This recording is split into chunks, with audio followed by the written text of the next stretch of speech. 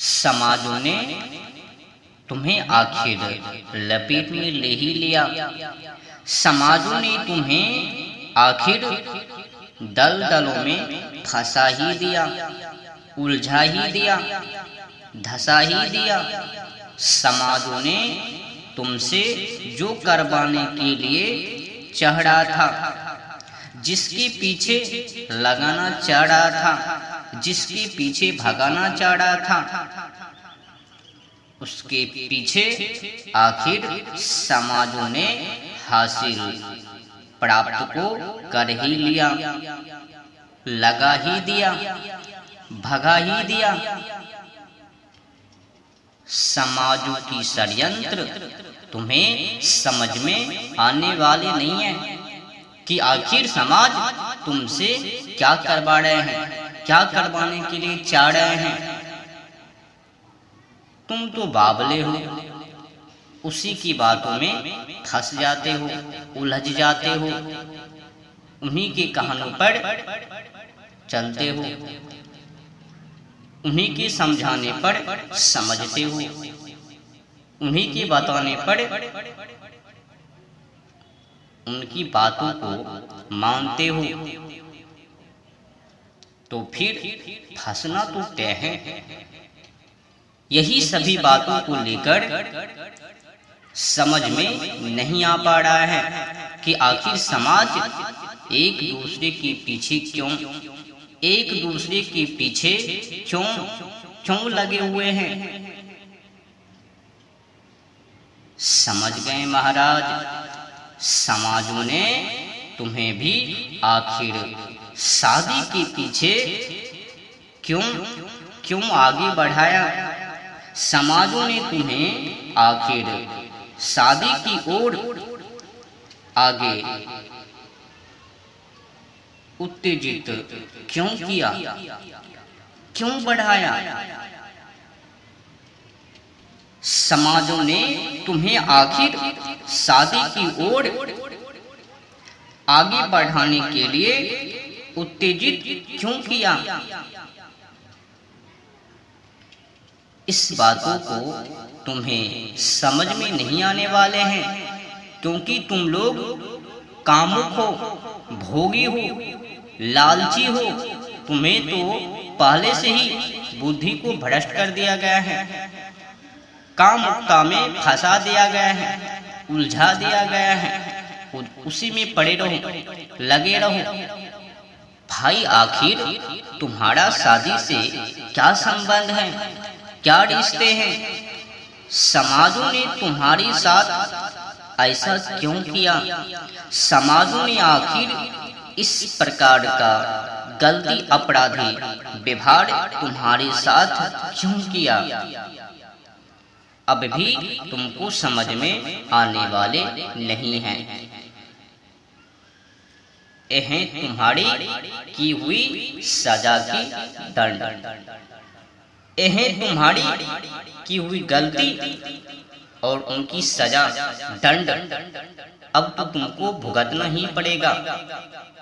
और दिखलाने की चक्कर में रहो, बढ़ाने की चक्कर में रहो, संचित करने की चक्कर में रहो, धन को इकट्ठा करने की चक्कर में रहो, फंसो।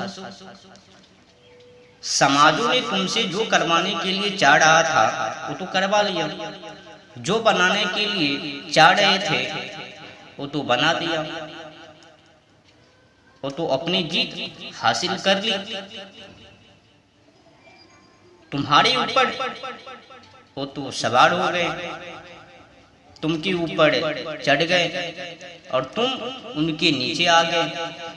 अगर यही बातों को तुम समझने के लिए चाहते हो कि आखिर समाजों ने मेरे ऊपर किस प्रकार से सवार हुआ है, तो वो समझ लीजिए। समझने के लिए इशारा ही काफी है, संकेत मात्र समझिए। इसी से तुम समझ लो कि समाज तुमसे क्या चाहता है। समाज तुमसे चाहता है कि तुम लालची रहो, काम वासनाओं में उलझे रहो, फंसे रहो, पड़े रहो, उसी में धंसे रहो, उससे तुम कभी निकला ही ना,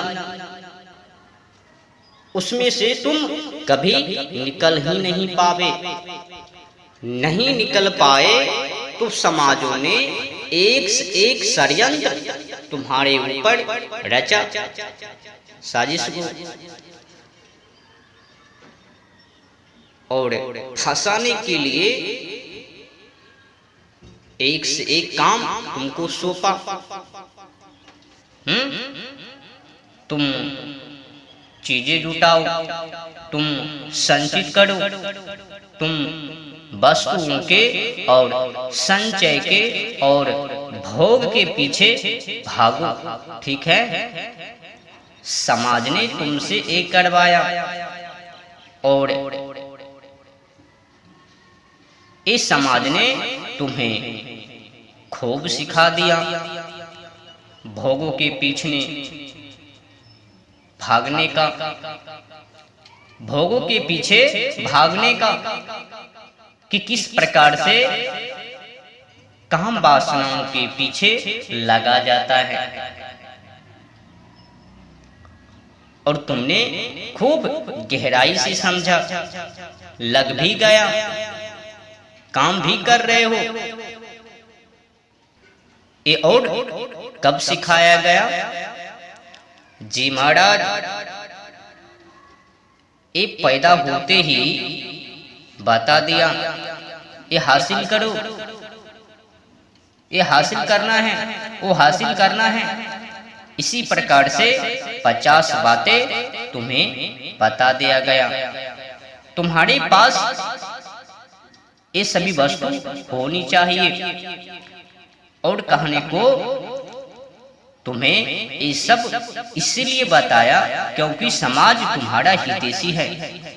समाज कहता है देखो तुम्हारे पास अगर ये सब नहीं है, तुम फिर गए काम से, तो जिंदगी जीने के काबिल नहीं रह जाओगी। तुम जाओ, उठो, वस्तु को इकट्ठा करो, चीजों को जुटाओ, संचित करो और इकट्ठा करो, जल्दी से, हाली से, अधिक से अधिक इकट्ठा करो। और तुम अगर इस सभी कामों को इनकार कर दोगे ना कि हमसे नहीं होगा, भागो यहाँ से, तो फिर समाज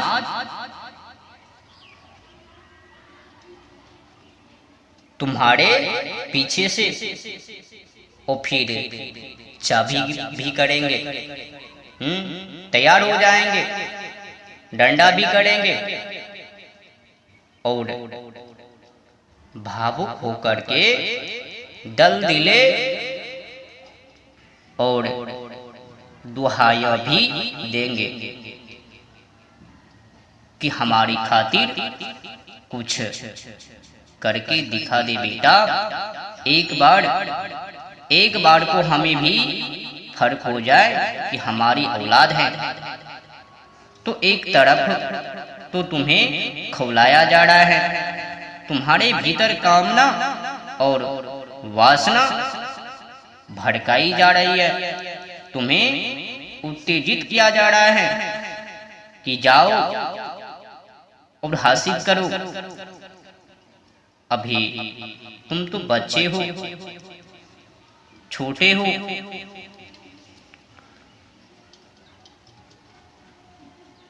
बच्चा वो अभी बहुत ही छोटा सा है और उस छोटी सी बच्चा को माँ उसे बोल रही है, सुना सुना कर तेरे के लिए चांद सी राजकुमारी लाऊंगी। अब वो औलाद इतना छोटा सा ही है, अभी उसको ये सब ख्याल भी नहीं है कि राजकुमार की राजकुमारी का मुखड़ा चांद सा चेहरा, अब वो बावलो पर माँ खुद उसमें वासना घोषित कर रही है, उद्दुलित कर रही है। और पड़ोसी में कहीं शादी हो रही है तो दादी जी बोल रही है, मैं अपने छोने की भी ऐसे ही शादी करूंगी। सोने के उड़ने वाले घोड़े पर सवार होकर आएगा मेरा बेटा अपनी दुल्हनियां उठाने। बेटा ये सब सुन रहा है और ये सब सुनते सुनते वो बड़ा भी हुआ जा रहा है। तो तुम्हें आंच दी जा रही है, तुम्हें उत्तेजित किया जा रहा है, तुम्हें किस प्रकार से छोकरी के पीछे दीवाना किए जा रहे हैं वो तो ये समाज ही जाने। छोकरी के पीछे दीवाना होनी है वो सिखाया जा रहा है। तुम्हें तुम्हारे चित्त को बर्बाद करने की अश्लीलता सिखाया जा रहा है, तुम्हें काम वासनाओं के पीछे लगाने की ये सब बातें सिखाया जा रहा है। यहाँ पर से ही नहीं, छोटी सी अवस्थाओं में से ही ये सब तैयारियां छोटी सी अवस्थाओं में से ही। जब छुन्ना छुन्नी की दांत भी नहीं थी वहां पर से ही तैयारियां शुरू फंसाने के लिए। एक से उपाय, इसको ऐसे पढ़ाओ, वैसे तैयार करो, ये नौकरी दिलवाओ, बड़े पद पे बैठाओ, तभी तो अच्छी अच्छी छोकरियां मिलेगी। ये सब हो रहा है महाराज। मतलब जितना हो सके उतना अधिक से अधिक नीचता पैदा हो सके, नीचे गिराया जा सके। कभी समाज उठाने का काम ही नहीं करता, उठाने की बजाय पटक ही डालते हैं, नरकों में डाल ही देते हैं। जाओ फंसो, हम अपने जीवन को जिए हैं नरक में और तुम्हें ऐसे ही छोड़ दो। अच्छी जीवन को जीने के लिए तुम्हें भी 2-4 ठोर बच्चे को पैदा करनी है, उसी में उलझनी है। उनको पैदा करने से पहले तुम्हें तो दिखाने भी है, हमने ये किया वो किया, वो हिलना फिरना चिलना बाऊ नाम तिन्नी ये सब खरीदा।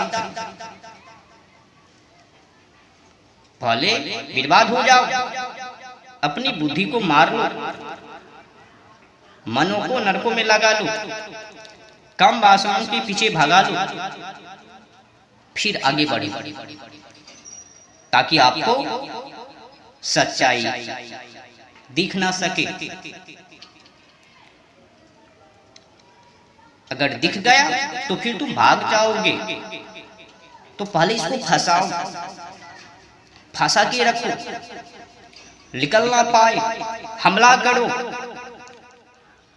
तो आपके ऊपर हमला करके रखते हैं। ये तो भाई क्षुद्र अहंकार है। और ये सभी काउंट को अपनी आंखों से देखते हुए पर भी आप उनसे बाहर निकलते ही नहीं हो। तुम्हें तो मजा आता है उसे में खेलते हुए, काम वासनाओं में। और तुम तो बड़े ही बावले हो, उन्हीं के कहने पर, सिखाने पर, चलाने पर तुम चलते हो। फिल्म का निर्माता निर्देशक बखूबी जानता है कि फिल्म चलानी कैसी है, कैसे है। तुम्हारी वासना को थोड़ा सा भड़काना भड़ है और चल जाएगी।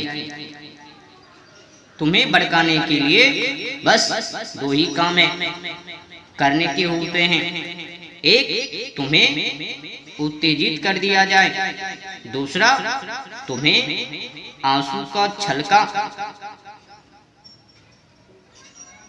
तुम्हारे आंसू छलका दिए जाए और जो ये तुम्हारे साथ कर सके तुम उसके गुलाम हो जाए। तुम तो बड़े ही हो बावले, तुम दो के तुरंत ही गुलाम हो जाते हो। पहला वो जो तुम्हें रुला दे, जिसके पास तुम्हारी भावुकता की चाबी हो, कि चाबी घुमाई नहीं और तुम तो रो पड़े। और दूसरा, तुम उसके गुलाम हो जाते हो, जिसको देखकर तुम में उत्तेजना दौड़ जाए और फिल्में देखने जाओ। फिल्म दो चीजें रहती है, फिल्म में दो चीजें रहती है, कभी खुशी तो कभी गम। एक और तुम्हें रुलाया जाएगा और दूसरी तरफ तुम्हें तपाया जा रहा है। दोनों काम एक साथ हो रहे हैं। एक साथ में अब तुम पकड़ में आ चुके हो। भागोगे कैसे? टीवी खोलते हो तो वहां विज्ञापन की भकनी आ जाती है। विज्ञापन भी आ रहा है और कैसा नंगनी सी धड़ंग सी उस विज्ञापन को देखकर मन उत्तेजित भड़काव में आ जाता है। तो वो विज्ञापन इसलिए आ रहा है कि तुम्हें वासना भड़काए जाएगा, उत्तेजित हो तीव्र गति में और कहेंगे एक पुरुषों के सेफ्टी रेजर का विज्ञापन है और उसको लेकर कौन घूम रही है?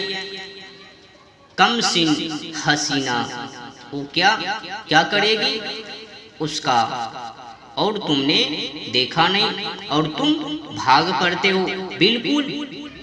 बिल्कुल कि यही खरीद ले अभी। ये पहला प्रभाव है समाज का। मानव को खोला दो, मानव में वासना का संचार कर दो, मानव को खूब लालच दे दो।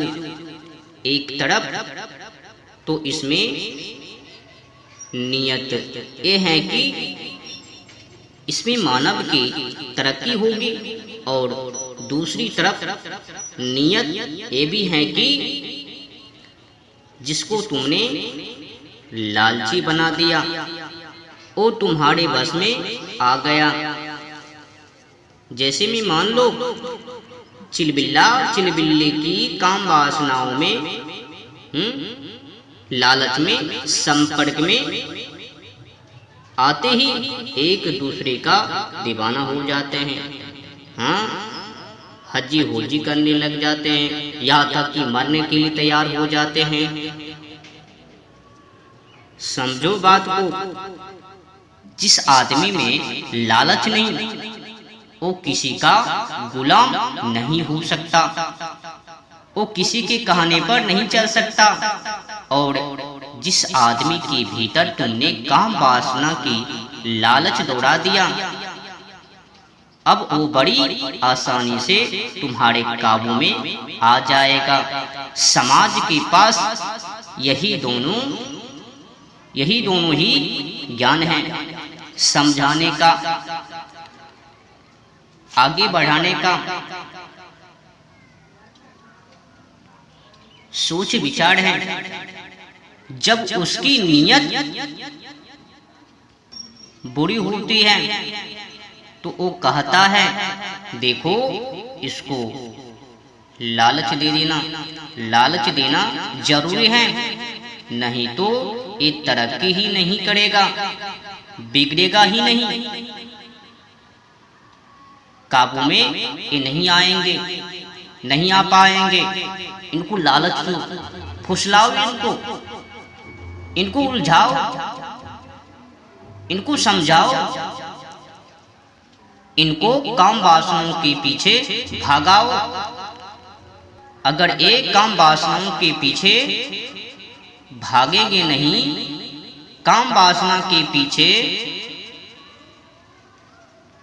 अगर भागाओगे नहीं तो फिर काम नहीं बनेंगे, इनको बिगाड़ नहीं पाएंगे। इनको बिगाड़ना है तो भगाओ इनको, काम वासनाओं के पीछे उत्तेजित करो। और जबकि उसकी नीयत बुरी होती है तो वो कहता है देखो लालच देना जरूरी है, नहीं तो ये बस में नहीं आएगा। और दोनों ही नियतों से अभी प्रेरित होकर तुम्हें खौलाया जाता है। तुम्हें बस करने में, तुमको मुट्ठी में कसने के लिए, तुम्हारे को अपनी बस में करने के लिए तुम्हें आपकी दर्जा दिया जाता है, ताकि आप उनकी कहे अनुसार कर सके, ताकि आप उनकी चक्करों में फंस सके, उनके रची गई षड्यंत्रों में फंस सके, उलझ सके। अब समाजों ने एक करतूत दिया, फंसा दिया, तुम्हें खौला दिया, लेकिन उसका नतीजा क्या होता है? उसका नतीजा होता है अराजकता। अब सबको चाहिए खूब सारा पैसा, और पैसा ही, अगर पैसा ही मंतव्य है तो फिर मारा मारी मच जाती है, खून खच्चर खून खराबी हो जाता है।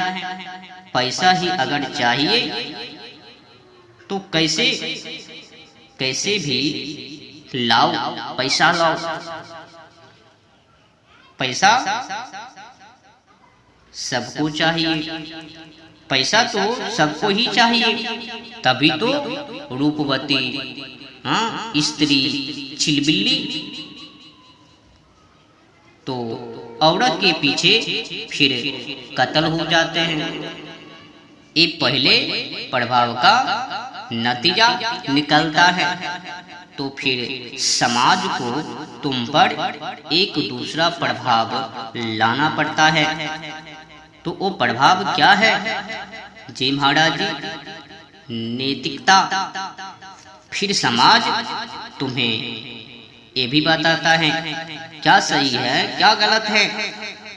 पहले तो वो तुम्हारे बताएगा कि जाओ स्त्री हासिल करो, और स्त्री को बताएंगे कि जाओ तुम पुरुष को, चिलबिल्ला को हासिल करो। हजार तरीकों से तुम्हें उत्तेजित करेगा, चाबी भरेगा, और फिर तुम्हें ये भी बताएगा देखो सिर्फ कुछ बांधे बंधाए तरीके हैं जिनसे स्त्री को हासिल करना, जोर जबरदस्ती मत करना। जैसे हम तुम्हें ललचवा रहे हैं, तुम भी उसे ललचाना, ताकि वो अपनी सहमति से आ जाए तुम्हारे पास, और फिर 50 और शर्तें लगाई जाती है तुम्हारे ऊपर। तुम उन शर्तों का पालन ना करे तो तुम अनैतिक घोषित हो जाओ। हाँ, हो जाते हो। तुम्हें कारावास भी हो सकता है। कारावास में नहीं, अगर कारावास में भी नहीं होगा तो तुम समाज की नजरों से नीचे गिरोगे। अब ये बड़ी अजीब हालत है तुम्हारी। तुम एक विद्यालय में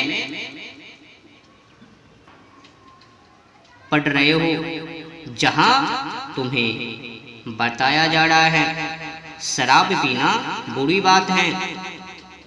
वो विद्यालय कौन संचालित, कौन कर रहा है? तो समाज, और ये सामाजिक मूल्य है जो विद्यालय के माध्यम से तुम तक पहुंच रहे हैं। समाज ही शिक्षक हैं जो तुमको विद्यालय में पढ़ा रहे हैं कि शराब पीना बुरी बात है। और जब तुम अपनी पाठशाला से बाहर निकलते हो, 2-4 किलोमीटर आगे बढ़ते हो और तुम्हें दिखाई देता है शराब के ठेके, और उन शराब के ठेके को भी कौन चलवा रहा है? तो समाज चलवा रहा है। अब समाज तुम पर ये दो तरफा वार कर रहा है। एक तरफ तुम में आग लगाई जा रही है नीचे से, एक तरफ तुम्हें आग लगाई जा रही है कि पियो, और दूसरी तरफ तुम्हें पीने नहीं दिया जा रहा है, ये कहकर कि शराब पीना बुरी बात है। तो फिर वो ठेका क्या कर रहा है सड़क पर? जी महाराज, अगर काम वासना बुरी बात है तो फिर टीवी पर वो सब इतराती फुसलाती क्यों नाच रही है? वो तो ज्ञान नहीं दे रही है, वो तो बोध या मुक्ति तो नहीं दे रही है, वो प्रेम वश तो नहीं है, नृत्य कर रही है। उनकी नाचने का तो एक ही प्रयोजन है, क्या तुम्हारे नजर किधर है? तुम्हारी काम वासना इधर है, मतलब कि तुम्हें पकड़ ले, तुम में वासना संचारित कर दे। अब तुम फंसे बच्चों, तुम फंसे। तुम्हारी हालत अब हो गई है प्रेशर कुकर की जैसे, नीचे से लगा दी गई है आग, काम वासनाओं को जोड़ दी गई है तुम्हें, और नीचे से आग लगा दी गई और ऊपर से दिया गया है ढक्कन, आग भी लगातार है। तुम अगर आग से बचकर भागने की कोशिश की तो तुम्हारे ऊपर है ढक्कन। तुम आग से बचकर नहीं भाग सकते हो। अब बाजारों में जाओ, वहां बाजार तुमको पकड़ के रखे हुए हैं। घर में जाओ, टेलीविजन फोन खोलो तो पाओगे कि फोन में भी वही घुसे हुए हैं। टीवी खोलोगे तो पाओगे टीवी में भी गली मोहल्ले को देखो, हर तरफ से तुमको आग लगा दी गई, आग लगा दी जा रही है। और साथ ही साथ फिर पुजारी और पुलिस की गश्त भी है। पुजारी सूक्ष्म बल का प्रयोग करके तुमको काबू में रखना चाहता है, आग को दबाना चाहता है।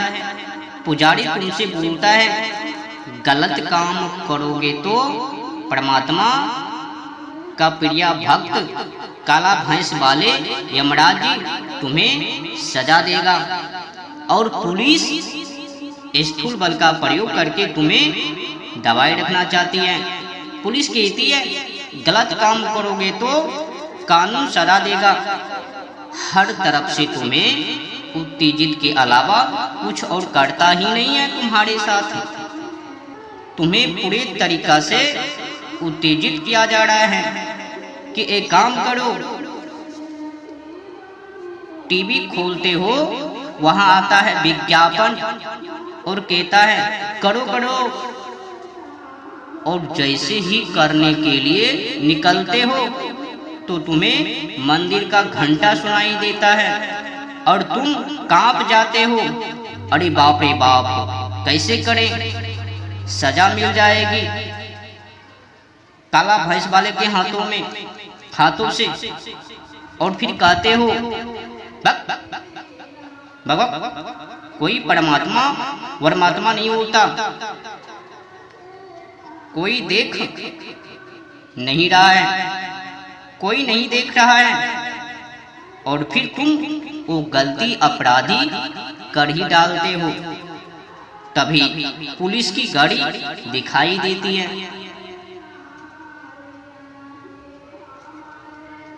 गश्त करती हुई, और फिर तुम कांप जाते हो कि अरे भाई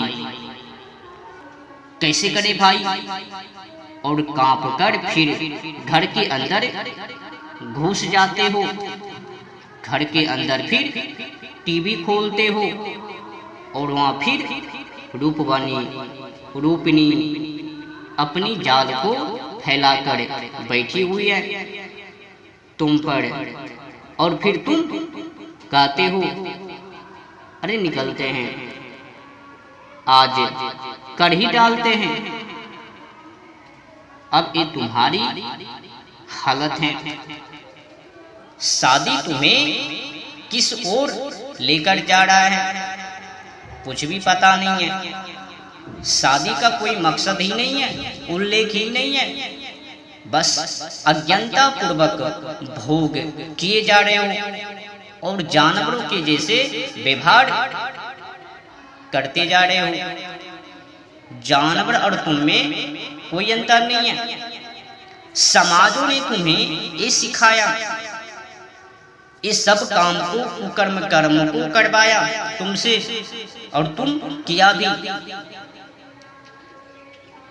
कुल मिलाकर बुरा ना मानो तो होली है। समाज ये कभी चाहता ही नहीं है कि ये शख्स व्यक्ति अच्छा बने, आगे बढ़े, देश के लिए कुछ करके जाए, देश के लिए करे, समाज के लिए करे। ये सब नहीं चाहता है समाज। समाजों की जिंदगी खूबसूरती नरकों में है, कीचड़ों में है। वो तो यही चाहता है इस शादी करे, 2-4 छोड़ बच्चे पैदा करे जानवरों के जैसे, और उसी में विचरण करे, बच्चों में लगे रहे, आगे ना बढ़े। आज के समय में शादी ही परम धर्म बना दिया गया। शादी नहीं करो तो तुम्हारे जीवन विकार है, पत्नी के बिना जीवन विकार है। ये आदतें समाजों की हो गई। 30 वर्षों की जिनकी उम्र हो गई, फिर समाज गाने लग जाता है कि देखो देखो इनकी शक्ल देखा आपने, 30 वर्ष हो गई अभी तक इसने शादी नहीं की। फिर चाबी को घुमाते हैं तुम्हारे पिता श्री माता जी के पास जाते हैं, कहते हैं देखो तुम्हारे ये जो पुत्रियां हैं, पुत्री है, पुत्र है, ये शादी करने लायक हो गए हैं, इनको निकाल दो, बहुत हो चुका है। तो कुल मिलाकर शादी को ही परम धर्म बना दिया।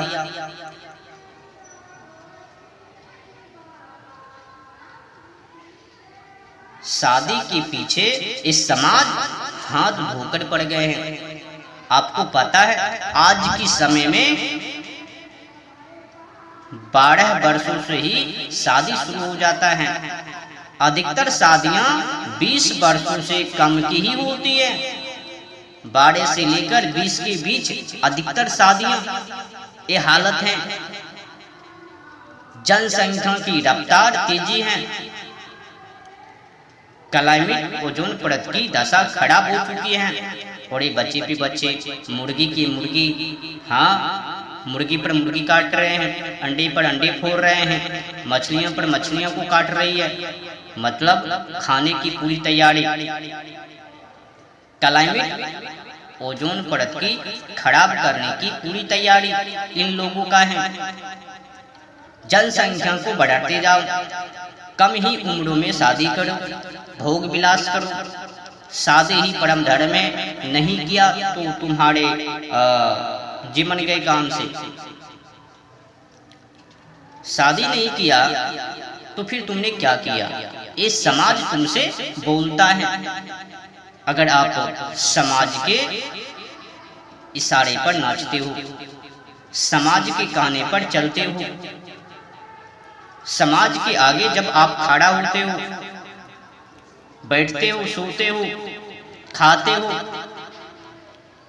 फिर समाज तुमसे बोलता है देखो कर लो, बहुत हो चुका है, जिंदगी है, ये कोई खेल की मैदान नहीं है, खेलो,